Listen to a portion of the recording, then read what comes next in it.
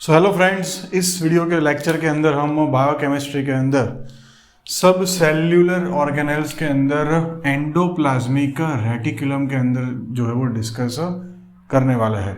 वैसे तो ये रीजंस के अंदर या फिर एमसीक्यू पर्पस ऑफ से जो है वो ज़्यादा इंपॉर्टेंट है। शॉर्ट नोट वाइज इसको पूछे जाने के चांसेस थोड़े से कम है। इसका जो पीडीएफ जो है वो आपको हमारे एप्लीकेशन पे मिल जाएगा, ठीक है। Endoplasmic reticulum, endo means inside plasmic and reticulum का मतलब होता है जाली जैसा, है ना, रेटिक लाइक। यहाँ पे आप इमेज जो है वो उसकी देख पा रहे हो कि ये जो एंडोप्लाज्मिक रेटिकुलम जो है, जो न्यूक्लियस है, उस न्यूक्लियर मेम्ब्रेन से लेके साइटोप्लाज्मिक प्लाज्मा मेम्ब्रेन तक जो है वो इंटरकनेक्टिंग करने का जो है वो काम करता है। सो एंडोप्लाज्मिक रेटिकुलम, प्लाज्मा के अंदर एक जाली जैसी रचना, एक मेम्ब्रेनस स्ट्रक्चर कि जो कि न्यूक्लियस मेम्ब्रेन से लेके प्लाज्मा मेम्ब्रेन तक जो है वो सिचुएटेड है। या it is a continuation from the outer nuclear envelope to the outer plasma membrane. ऐसे रेल ट्रैक लाइक जो है वो हम समझ सकते हैं उसको। या इसका मेन फंक्शन क्या होता है, जो प्रोमिनेंट फंक्शन इसका जो है वो फैक्ट्री जैसा काम है। या इट्स लाइक अ फैक्ट्री। जैसे कि माइटोकॉन्ड्रिया जो है वो हमारे सेल का एक पावर हाउस है, उसी तरीके से ये एंडोप्लाज्मिक रेटिकुलम जो है वो फैक्ट्री है, जो कि मेनली प्रोटीन सिंथेसिस करती है, या तो फिर स्टीरॉयड हार्मोन सिंथेसिस, या फिर जो हम फैट सिंथेसिस जो है उसमें इसका रोल जो है वो आता है, जिसमें इसका जो है सिंथेसिस ऑफ द प्रोटीन। या जैसे कि एग्जांपल देना हो तो फिर हम बोल सकते हैं कि ऐसे सेल्स के जिसके अंदर प्रोटीन सिंथेसिस बहुत ही ज़्यादा होता है, वहाँ पे एंडोप्लाज्मिक रेटिकुलम जो है वो बहुत ही ज़्यादा प्रोमिनेंट होती है। एग्जांपल फॉर्म दीजिए, जैसे कि प्लाज्मा सेल्स। प्लाज्मा सेल्स कौन से प्रोटीन ज़्यादा से ज़्यादा जो है वो बनाते हैं, इम्यूनोग्लोब्युलिन्स। तो प्लाज्मा सेल्स जो है उसके अंदर एंडोप्लाज्मिक रेटिकुलम जो है वो बहुत ही ज़्यादा डेवलप्ड होती है। दूसरा कोई फंक्शन बताइए एंडोप्लाज्मिक रेटिकुलम का। So hydroxylation of so many drugs.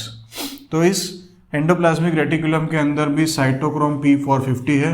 जैसे कि लीवर के अंदर वाली जो हेपेटोसाइट्स है उसके अंदर की जो एंडोप्लाज्मिक रेटिकुलम है उसके ऊपर रहे हुआ साइटोक्रोम P450 काफ़ी सारी जो ड्रग्स जो है उसका हाइड्रोक्सिलेशन, उसको डिस्ट्रक्शन करने में जो है वो हेल्प आउट करता है। एग्जाम्पल जैसे कि मॉर्फिन जो हम पेन रिलीव करने के लिए देते हैं, फिनोबार्बिटॉन जो कि एक बेंजोडाइजेपाइन और वो मतलब बार्बिचुरेट्स ग्रुप की जो है वो ड्रग है जो मेनली एनेस्थेशिया में दी जाती है। तो पेन रिलीवर या ये जो मॉर्फिन है, फिनोबार्बिटॉन है, उनका हाइड्रोक्सिलेशन, उनको जो है वो डिस्ट्रक्ट करके बॉडी में से बाहर निकालने के लिए जो है वो ये एंडोप्लाज्मिक रेटिकुलम जो है वो यूजफुल होती है।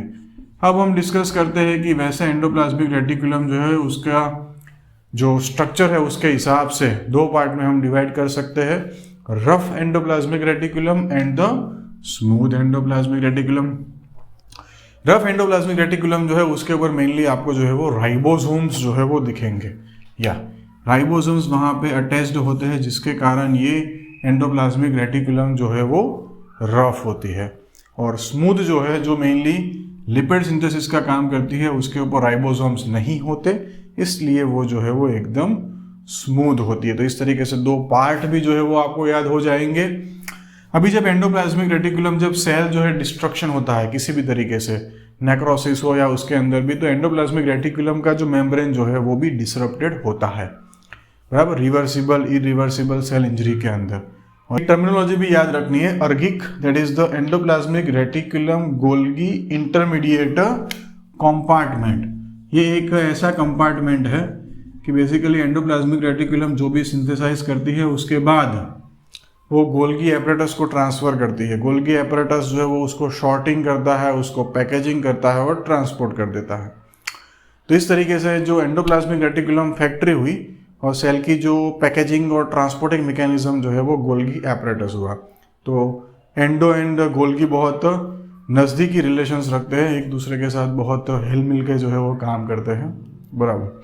सो गोल्गी के साथ उसका एंडोप्लाज्मिक रेटिकुलम का एक ट्रांसपोर्ट कॉन्ट्रैक्ट है, ऐसा हम बोल सकते हैं, बराबर। बट उस ट्रांसपोर्टर के पास पहुंचने से बीच में एक इंटरमीडिएट कंपार्टमेंट के अंदर वो प्रोटीन्स या फिर जो भी मटेरियल एंडोप्लाज्मिक रेटिकुलम ने सिंथेसिस किया है वो वहाँ पे आता है, और उसके बाद जो है उसका शॉर्टिंग पैकेजिंग करके उसको जो है वो बाहर भेज दिया जाता है। तो इतना जो है वो एंडोप्लाज्मिक रेटिकुलम के अंदर याद रखना है। डेफिनेशन, एक नेटवर्क ऑफ मेम्ब्रेन है जो कि बेसिकली न्यूक्लियस से लेके साइटोप्लाज्मिक मेम्ब्रेन तक कनेक्ट करता है, मेन फैक्ट्री का काम है। उसके पास साइटोक्रोम P450 है जो कि ड्रग का जो है वो न्यूट्रलाइजेशन करने में काम करता है। 2 पार्ट है, रफ एंड स्मूथ।